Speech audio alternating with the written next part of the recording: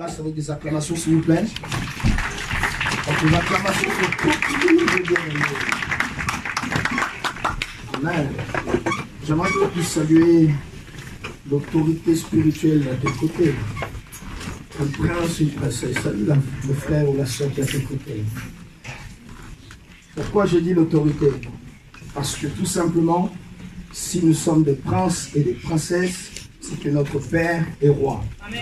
Et il n'est pas un roi ordinaire, et la Bible nous dit qu'il est le roi des rois. Quelqu'un peut dire Amen? J'aimerais saluer évidemment les autorités spirituelles de notre assemblée, à savoir maman évangéliste qui est parmi nous, si vous êtes s'il vous plaît. Et évidemment notre évangéliste prospère. Oh, c'est l'acclamation bien-aimée. Apprends à honorer bien-aimé les pères de la maison, parce qu'en réalité, quand toi tu dors, nous on prie pour toi. Amen. Et cette nuit, j'ai vraiment pas du tout dormi. Jusqu'à 2 h du matin, j'étais encore au téléphone. Tout simplement pour faire l'œuvre de Dieu. Alors, dis-toi que si nous prions pour toi, toi aussi prie pour nous. Ah oui. Paul dira, priez pour moi. Alors prie aussi pour nous. Amen. J'aimerais que tu lèves ta main droite afin que nous puissions prier pour notre papa pasteur Laurent. Commence à élever ta voix, déclare des paroles sur lui. J'aimerais t'entendre, bien-aimé. Déclare des paroles sur papa. Dis-lui là où il est, que la main de l'Éternel soit avec lui. Déclare que les miracles, les prodiges, les signes l'accompagnent, que les paralytiques marchent, que les aveugles voient, parce que l'Éternel est avec lui. Je prie comme la parole de Dieu dira, que la prière du juste a une grande efficacité. Ce matin, je prie comme un juste pour demander que le berger de cette maison soit sous la couverture céleste, Père. Entends la prière de tes enfants ce matin et garde et protège notre papa pasteur Seigneur Jésus-Christ. Au nom de Jésus-Christ, Père Céleste, nous avons ainsi prié. Amen. Alors, bien-aimés, dimanche dernier, nous avons parlé sous l'inspiration du Saint-Esprit. Le Seigneur Dieu a utilisé notre évangéliste prospère en nous parlant du foyer, un arbre de paix. Comprends une chose, les familles sont en crise. Les familles sont complètement déchirées. Tellement qu'elles sont démantelées, déchirées. Il y a des professions qui ont commencé à naître. Des coachs familiaux. Il y en a qui font des thérapies de couple. Vous m'entendez, vous êtes là. C'est notre psy. Bien aimé, tu peux rajouter tous les psys que tu veux. Le véritable psy, c'est Jésus-Christ. Et en plus, quand tu vas voir le psy, la séance coûte 100 €. Ah! Mais tu es riche, toi. Alors que Jésus ne te demande rien. Tout simplement dire oui. Celui qui croira et qui dit oui sera sauvé. Amen. Alors, c'était vraiment un message très profond. Qui était béni la semaine dernière? Si tu as été béni, acclame pour l'œuvre de Dieu. Dans la vie de ce serviteur l'évangéliste prospère, oh, acclame. Amen. Il y en a même qui ont dit, mais pourquoi on ne fait pas ça au moins chaque mois, qu'on puisse avoir les cultes de famille?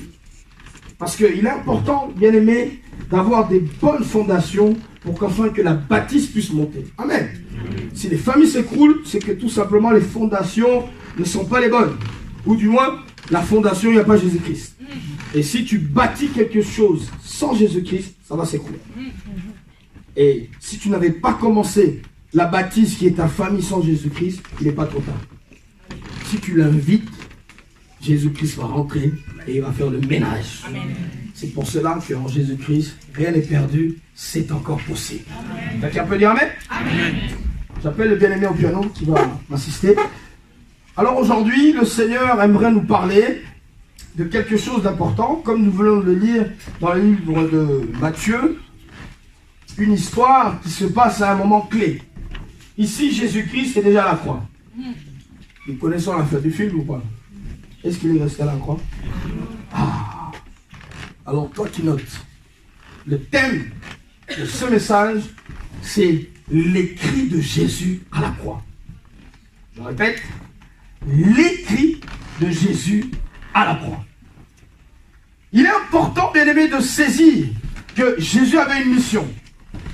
Cette mission était de mourir à la croix. Ce qui est important, bien aimé, de saisir.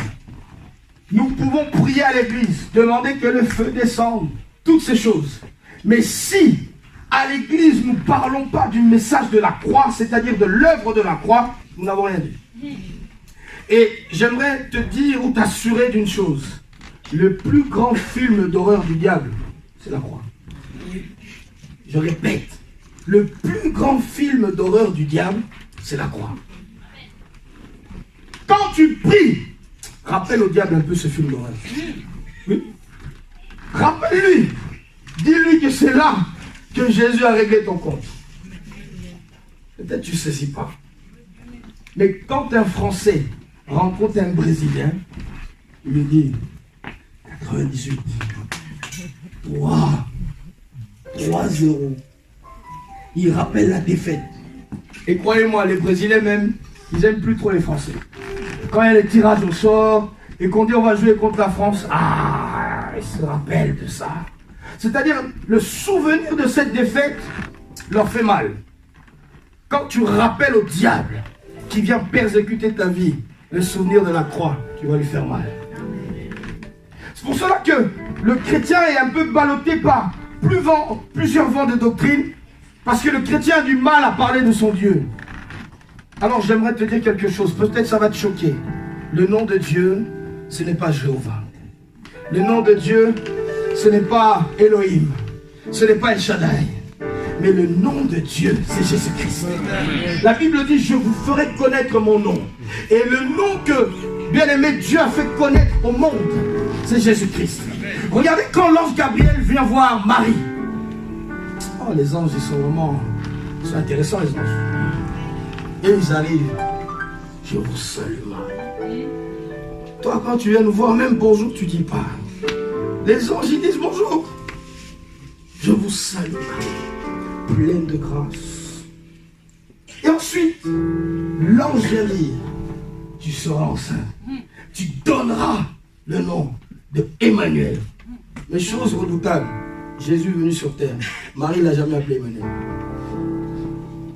Marie a appelé Emmanuel, son bébé, Jésus. Parce qu'il faut que tu arrives à comprendre.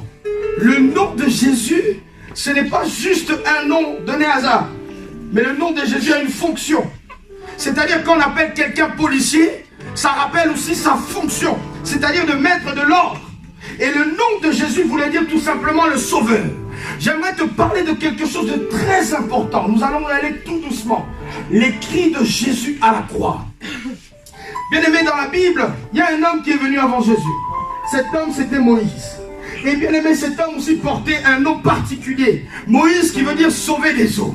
Et bien aimé, quand il a fait sortir le peuple d'Israël, qu'ils soient arrivés devant la mer Rouge, la mer Rouge ne savait pas que l'homme qui allait frapper sur elle, c'était un homme donc qui portait le nom sauver les eaux. C'est-à-dire que s'il y avait des eaux qui perturbaient son passage, cet homme avait la capacité de dire, moi je suis sauvé des eaux. Et Moïse a frappé les eaux. Et de la même manière que, bien aimé, Moïse est né et a grandi en Égypte. Si tu ne le sais pas, quand l'ange Gabriel a annoncé à Marie qu'elle allait être enceinte, il est aussi parti parler à Joseph. Parce que Joseph avait résolu de rompre secrètement avec Marie. Mais ce qui est bon, l'ange ne s'est pas arrêté là. Il lui a dit, toi et l'enfant et la femme, allez en Égypte. Pourquoi? Parce que l'Égypte était le lieu de refuge bien-aimé pour Joseph, Jésus et Marie, jusqu'à la mort de Hérode. Parce que le roi Hérode avait la mission de vouloir tuer l'enfant Jésus. Pourquoi? Parce que lui aussi avait entendu parler de la prophétie qu'il était écrite, il allait naître le Sauveur. Et il allait naître à Bethléem. Et il savait que la prophétie ne rate jamais.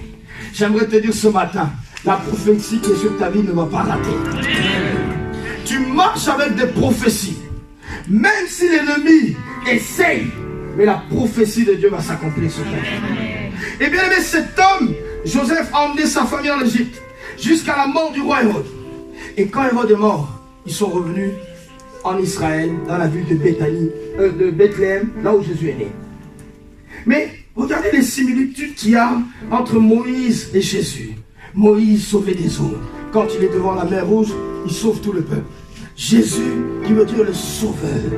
Et en réalité, lui n'était pas juste venu sauver, bien aimé, un peuple d'Israël. Mais il est venu sauver des Sri Lankais, des Sénégalais, des Maliens. Moi, quand je suis à l'appel de l'Éternel, je vois en réalité que Jésus est venu sauver des Togolais, des Congolais, des Camerounais, des Français comme moi. Ah oui, moi je suis français. Il est venu sauver aussi, bien aimé, tout type de personnes, parce qu'en réalité, Moïse avait la mission de faire sortir le peuple d'Israël. Mais Jésus avait la mission de sauver l'homme, toute l'humanité tout entière. Si tu as compris que tu es sauvé en Jésus-Christ, tu as là. Jésus est le sauveur de l'humanité. Et je dis, il est l'expression de l'amour du Père pour le monde. Jésus est l'expression de l'amour du Père pour le monde. Et nous regardons, bien aimés, qu'en réalité, Jésus était déjà programmé d'aller à la croix.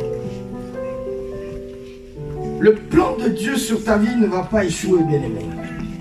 Et ce qui est dommage, c'est que même si tes ennemis redoublent d'efforts, quand Dieu a un plan, c'est acté et terminé.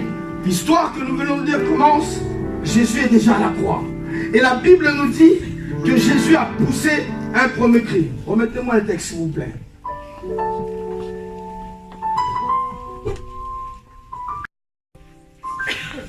Pour ceux qui n'avaient pas compris, c'est-à-dire, mon Dieu, pourquoi m'as-tu abandonné? J'aimerais m'arrêter quelques instants sur cela. Ici, c'est Jésus qui parle à la croix. Et Jésus qui dit, mon Dieu, pourquoi m'as-tu abandonné? On va refaire un peu le film en arrière. Lorsque Jésus a été baptisé dans les eaux du Jourdain, une voix se fit entendre du ciel. Et cette voix, c'est Dieu le Père qui parle et qui dit, voici mon Fils bien-aimé, sur qui j'ai déposé toute mon affection. C'est-à-dire que Dieu le Père atteste que celui-là qui sort des eaux, c'est mon Fils. Mais regardez ici, Jésus n'appelle pas Dieu mon Père, mais il appelle mon Dieu, mon Dieu.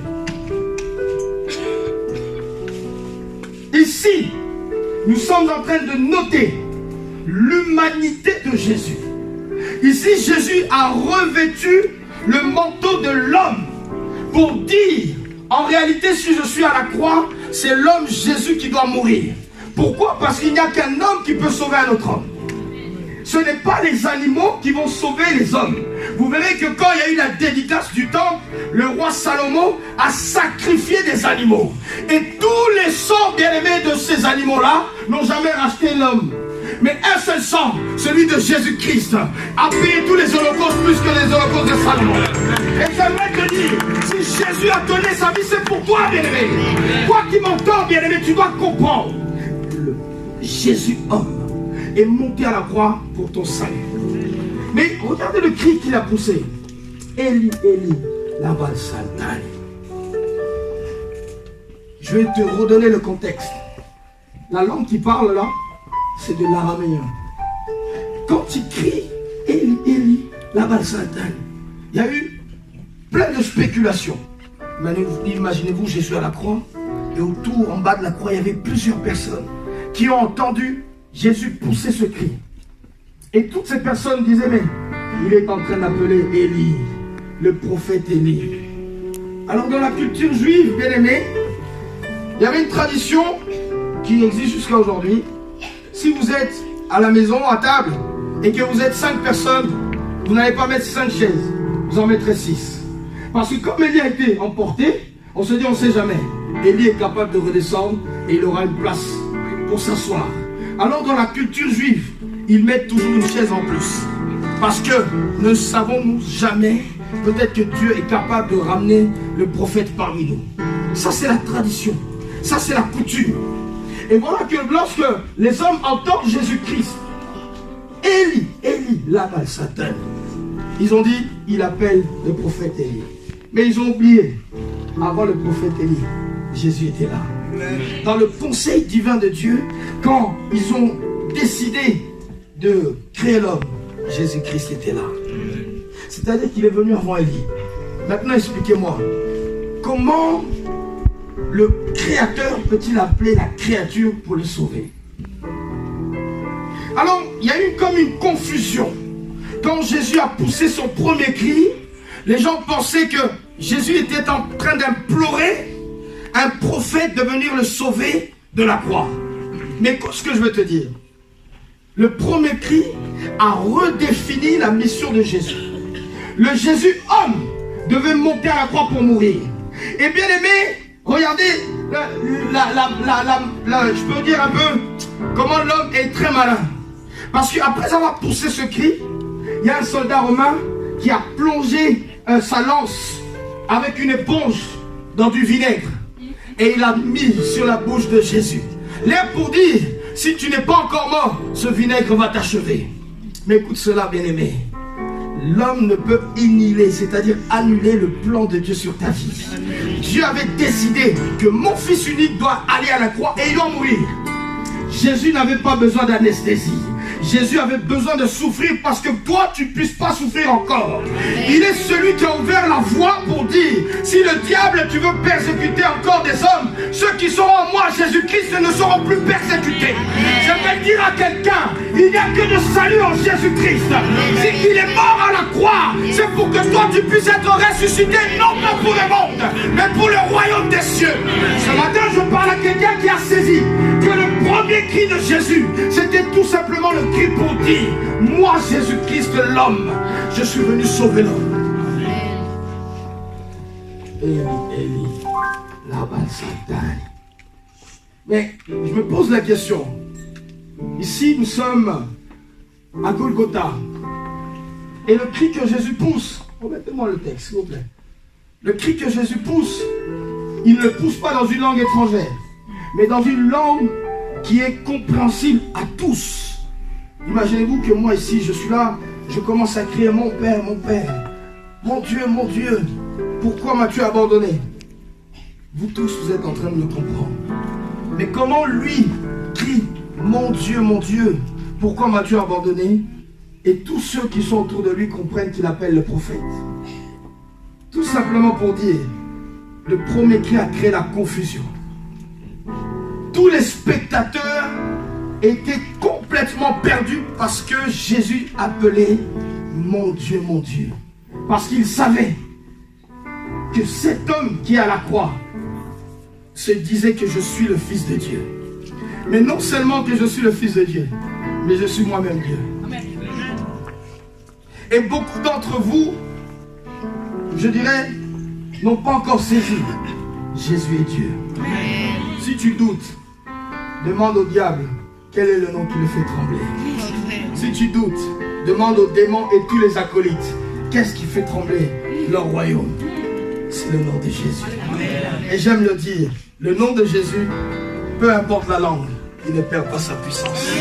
Si je le dis en Mina, en Lingala, en Kikongo, en anglais, en portugais, les démons prennent leur fuite. Bien aimé, j'aimerais dire, le nom de Jésus garde sa puissance, peu importe dans la langue dans laquelle tu t'exprimes. Et il faut comprendre cette chose, que là, Jésus, pour la toute première fois, ah oui, je vais scandaliser quelqu'un. Je vais t'expliquer quelque chose, mais j'aimerais que tu m'accompagnes. Un homme qui n'a pas péché n'a pas le droit de mourir. Si tu n'as commis aucun péché, tu n'as pas le droit à la mort. Parce que la Bible dira, le salaire du péché, c'est la mort. Maintenant, Jésus, n'ayant fait aucun péché, comment allait-il mourir? Le seul péché que Jésus a fait, c'est de revêtir l'humanité qu'il avait. Et pour la toute première fois et unique fois, Dieu le Père et Dieu le Fils ont été séparés. Parce que pour la première fois, Jésus n'a pas appelé le Père, mais il a appelé mon Dieu. C'est peut-être difficile à comprendre, mais j'aimerais que tu arrives à saisir cette révélation. Quand Jésus dit mon Dieu, il a revêtu le poids de l'humanité, c'est-à-dire le poids des péchés. Et bien aimé, c'est en cette qualité-là que le Père lui a permis de pécher. Parce qu'il y a une loi divine qui dit que celui qui pêche doit mourir. Il fallait que Jésus pêche. En revêtant l'humanité sur ses épaules. Et en ça, il s'écria, mon Dieu, pourquoi m'as-tu abandonné? En réalité, ces paroles sont des paroles empruntées.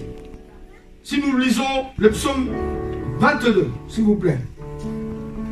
Un homme puissant, du nom de David, commence à crier, mon Dieu, pourquoi m'as-tu abandonné? Et il est remarquable de dire, en réalité, le monde pensait que Jésus parlait de lui. Mais non, il était en train de parler de toute la lignée dans laquelle il était. Et comme il savait que dans ses ancêtres, un homme, le roi David, s'écria un jour, mon Dieu, pourquoi m'as-tu abandonné? Jésus a emprunté cette parole pour dire, voici la seule occasion que je donne au diable pour pécher. Et il est difficile de comprendre cela.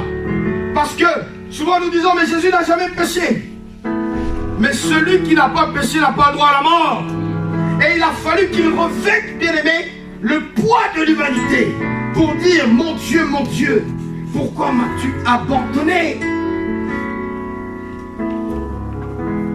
Le psaume 22, David dit, mon Dieu, pourquoi m'as-tu abandonné?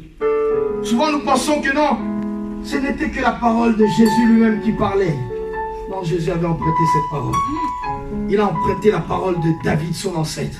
Rappelez-vous bien, quand l'aveugle Bartimée s'écria, il ne s'écria pas Jésus, et il disait, fils de David. C'est-à-dire que, bien aimé, Jésus savait ce qu'il disait.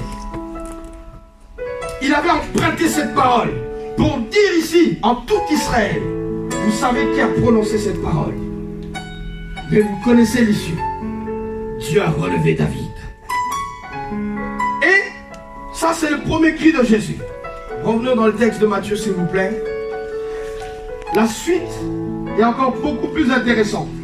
Quand le soldat romain a voulu mettre du vinaigre dans la bouche de Jésus, Jésus n'a pas pris le vinaigre.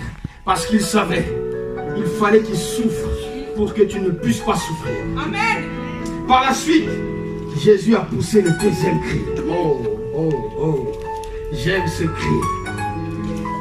Jésus poussa de nouveau un grand cri et rendit l'esprit. En réalité, à la croix, il y a eu deux cris. Le premier cri a rappelé que Jésus est venu pour la mission du salut de toute l'humanité. En disant, Eli, Eli, lama sabachthani. Mon Dieu, pourquoi m'as-tu abandonné? Le deuxième cri de Jésus, c'est celui que j'aime. Encore par-dessus tout, il s'écria d'une voix forte. Tout est accompli. C'est-à-dire la mission pour laquelle j'étais venu. Maintenant que je vais mourir et que je m'emprête à rendre mon esprit, tout est accompli. J'aimerais dire à quelqu'un que tout est accompli pour toi. J'aimerais dire à quelqu'un que tout est accompli pour ta famille. Toi qui m'entends, tout est accompli. Si tu avais compris que nous étions dans un culte de sauterelle, tu aurais sauté l'entièreté. Parce que tout est accompli pour toi. Celui qui a compris cette parole, nous ne sommes pas dans un culte charismatique, non. Et nous sommes dans un culte prophétique. Alors Jésus a dit tout est accompli. Celui qui flotte et tout sera accompli pour toi. Je parle comme prophète ce matin et je dis tout est accompli pour toi. Ce n'est pas moi qui le dis. J'emprunte la parole de Jésus. Le deuxième cri de Jésus.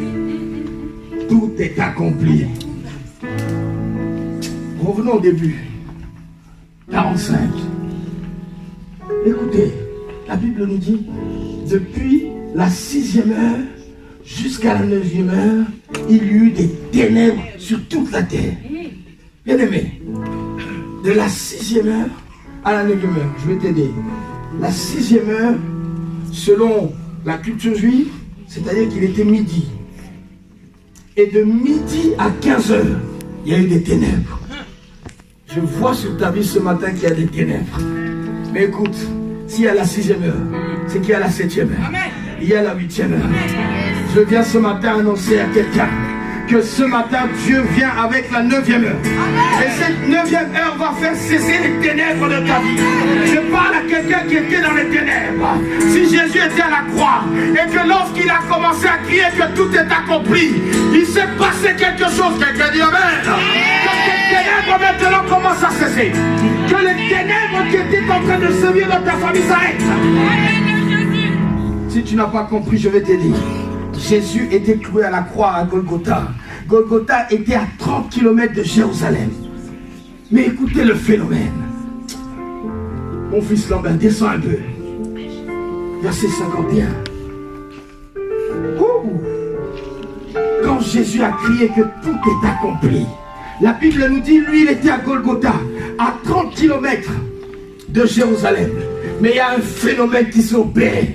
Pendant que les hommes étaient accroupis là, devant, en train de voir Jésus à la croix, en train d'agoniser, il y a un phénomène qui nous a sauvés. La Bible nous dit que le voile du temple, à 30 km, se déchira d'en haut jusqu'en bas. J'aimerais dire à quelqu'un ce matin, le deuxième cri de Jésus a déchiré le voile de ta famille, a déchiré le voile de la sorcellerie, a déchiré le voile de la malédiction, a déchiré le voile de la sorcellerie. Je parle à quelqu'un, le voile de quelqu'un de se déchirer. C'est Jésus qui a crié, tout est accompli. C'est Jésus qui a crié que tout est accompli. Peut-être que tu n'as pas saisi, je vais reprendre. Écoutez, nous autres qui sommes des sportifs, nous avons compris une chose. Vous savez, mon équipe du PSG, quand nous allons jouer à Marseille, dommage pour toi qui supporte Marseille. Ça fait des années, on les corrige à chaque fois. Pas ici, mais là-bas. On arrive au stade de Vélodrome et on les tape et on rentre à Paris. Mais écoute cela, il est plus agréable de gagner à Marseille qu'à Paris. Parce que bien aimé, il y a une règle qui dit le but qui est marqué à l'extérieur compte double. Et écoutez, j'aimerais dire à quelqu'un, Jésus n'a pas peur de rentrer dans tes ténèbres. Parce que lorsqu'il rentre dans tes ténèbres, il t'emmène dans la lumière.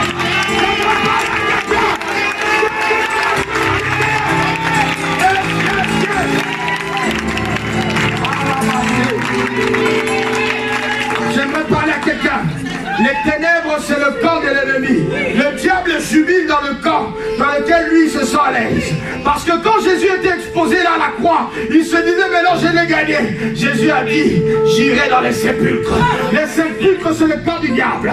Et il a dit, comme en réalité, il y a cette loi qui dit, le but marqué à l'extérieur qu'on double, j'irai dans les ténèbres.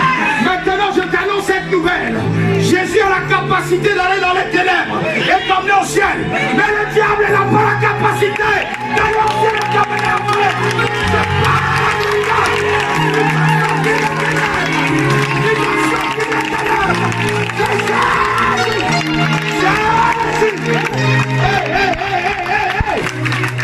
l'équipe de Jésus, l'équipe de Jésus, l'équipe de Jésus, elle est imbattable. Oh, écoute, dans ma famille, j'ai une grande sœur qui s'appelle Anne. Sa vie a commencé avec la stérilité, mais elle a fini à la maternité. J'ai une grande sœur encore, son nom s'appelle Sarah. Elle a commencé avec la stérilité, elle a fini à la maternité.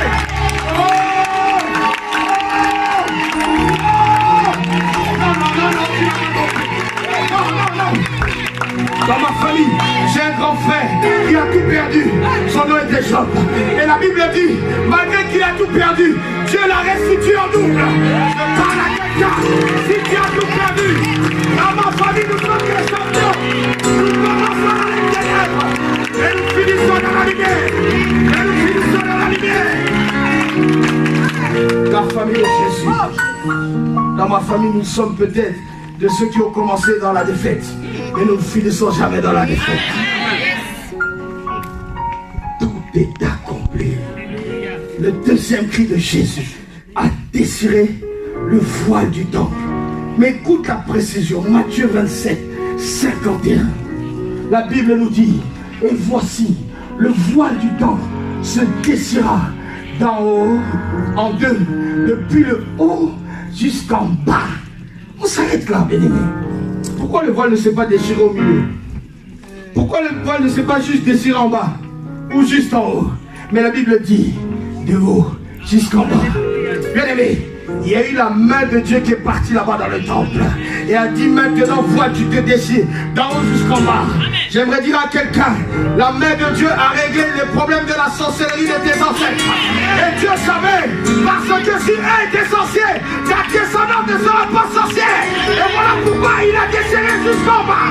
Je parle à quelqu'un, Jésus a réglé tes problèmes familiaux de haut jusqu'en bas.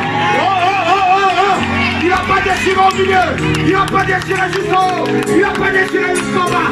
La Bible nous dit de haut jusqu'en bas. Le voile s'est déchiré de haut jusqu'en bas. J'aimerais rassurer quelqu'un. Jésus, quand il fait quelque chose, il ne le fait pas à moitié. Il est, la Bible dit, le commencement et la fin. Alpha et Oméga. Quand il a dit que le voile se déchire. Oh, j'aime cela. Parce que dans le temple, il y avait plusieurs sections. Le parvis, le lieu saint et le lieu très saint. C'est-à-dire tout ce qui se passait dans le lieu très saint, personne n'avait accès, sauf un seul sacrificateur qui entrait là-bas une fois l'an. Et ce qui est redoutable, les chefs sacrificateurs qui allaient là-bas une fois l'an, quand ils sortaient de là, j'imagine, alors comment c'était là-bas? Il y a qui là-bas? Là, chez les comment? Dieu est là-bas, il parle. Et eux gardaient ce mystère. Mais ça, c'est la religion. Jésus a réglé le problème en disant de haut jusqu'en bas. Et quand le voile s'est déchiré, tout ce qui n'était pas accessible à tous est maintenant visible à tous. Je parle à quelqu'un. Je parle à quelqu'un. Ce qui te résistait, aujourd'hui c'est accessible. Et quelqu'un peut saisir cela. Quelqu'un peut plus cela. Maintenant j'aime ce qui va se passer. Oh, j'aime cela. Parce que le Dieu qui était dans le lieu très saint est maintenant commencé à sortir. Lui qui était enfermé dans ce lieu-là. Et bien aimé, là je dois te dire, ceux qui étaient arrêtés à être dans le parvis ou dans le lieu saint, maintenant ils avaient l'accès direct à le lieu très saint. Et j'aimerais dire encore, le Dieu qui était resté dans le lieu très saint, il est sorti dans le lieu saint et il a poursuivi d'aller dans le parvis. J'aimerais dire à quelqu'un, il y a eu une collusion entre le Dieu de la Bible et tous les malades qui rentraient. Quand Dieu a voulu sortir, il a rencontré les malades. J'annonce à quelqu'un qu'aujourd'hui Jésus va te percuter. J'annonce à quelqu'un que Jésus va faire une collusion avec toi. Le Dieu qui est enfermé dans le lieu très saint est parti percuter tous les malades, est parti percuter tous les estropiés. Je parle à quelqu'un, je dis que Jésus va te percuter aujourd'hui. Lui qui était enfermé dans le lieu très saint, aujourd'hui il sort. Il y aura une collusion entre le Dieu Tout-Puissant et toute personne qui voudra le rencontrer. Ces hommes étaient enfermés dans la religion, mais ils avaient oublié, Jésus avait une mission. Il n'était pas mort que pour le juif. D'ailleurs, ils l'ont tué, mais il est mort pour le salut de tous les saints. Bien-aimé, je ne serai pas long. J'aimerais que tu réalises que les cris de Jésus à la croix a déchiré le voile du temple. Ce qui n'était pas accessible. Mais par le nom de Jésus, en poussant le deuxième cri, tout est accompli. Le voile se déchira de haut jusqu'en bas. Oh Jesus. Au-delà du voile, je t'adore. Au-delà du voile, je t'adore. Au-delà du voile, au-delà du voile, je t'adore. Au-delà du voile, je t'adore. Au-delà du voile,